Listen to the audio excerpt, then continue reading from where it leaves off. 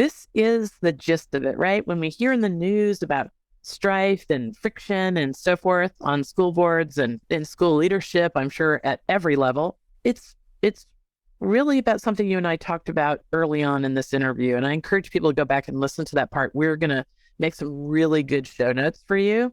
And if it was kind of set off some little bells in your mind when AJ and I were talking earlier about focusing on the strategies instead of the outcomes, Yeah. I really think that's what's tripping us up. We all have a book that we love, or we have a philosophy that served us, or That's right. we have something that's gotten us through the night. So we bring that to our efforts to do good in the world and be public servants, like volunteer to be on the school board, right? So we bring these strategies that have helped us out to the school board meetings or whatever, but then we get kind of, is that what I hear you saying? The challenge becomes, instead of fighting for what's possible for children, I start fighting for this strategy that I'm familiar with, fighting for this area that I think is the absolute essential. And probably the worst example of this, was me when I joined my local school board. In a previous career as a computer programmer. And so when I joined the school board, I was absolutely adamant that the technology of the school system was just antiquated, and the antiquated nature of it was making it harder for children to be successful. And as I visited classrooms, I saw these old computers that just sat in the corner, went unused because they were ancient. I noticed that we had trouble getting meaningful information from the administration about certain things because some of our central office data systems were just so out of date. And so I just pushed. Like the thing holding our school system back is we've got to get this technology together. With the benefit of hindsight, it's obvious to me now.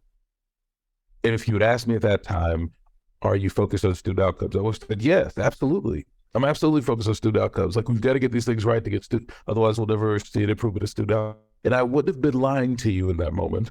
I wouldn't have been trying to be deceptive, but I would have been self-deceived. And that's the critical thing to distinguish, is that I absolutely believed that I was focused on student outcomes when I was very clearly textbook focused on adult inputs. And does that suggest that I was wrong about my observations about the technology? No, I was spot on about my observations about the technology. But the critical distinction I didn't make is that I wasn't analyzing what students needed most.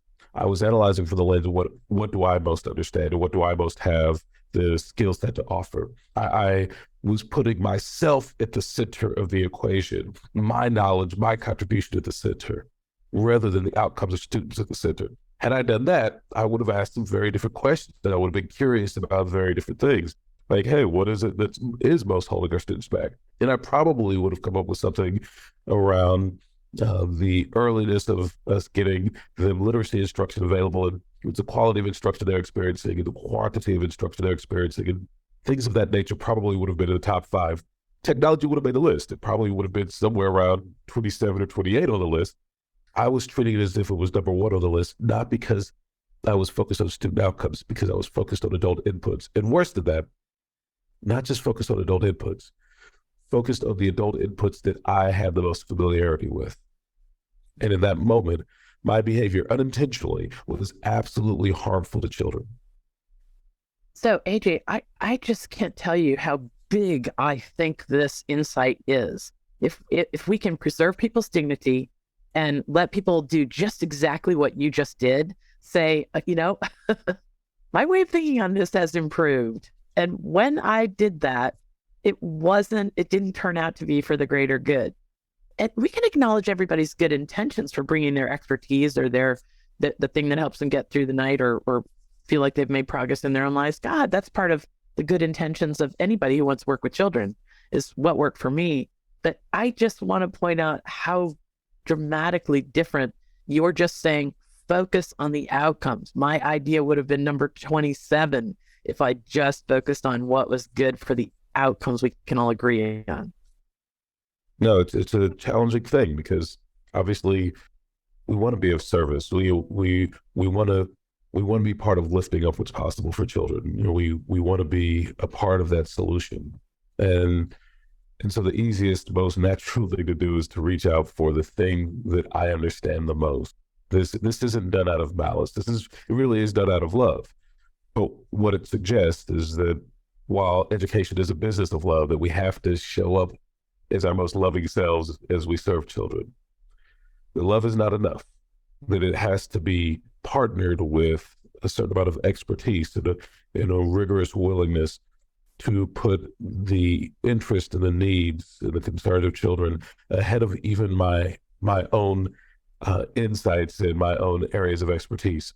I mean, imagine the school board where we have attorneys who join and they insist, well, the number one, if we just get these contracts right, then the children will better understand. And then, we get the plumber who joins the board as well. If we would just get the infrastructure of our school buildings right, then everything will be better for our children. And then, the doctor joins the board. Well, if we just, kids had better, ear, note, eye, ear, throat, nose, screenings, then everything would be better.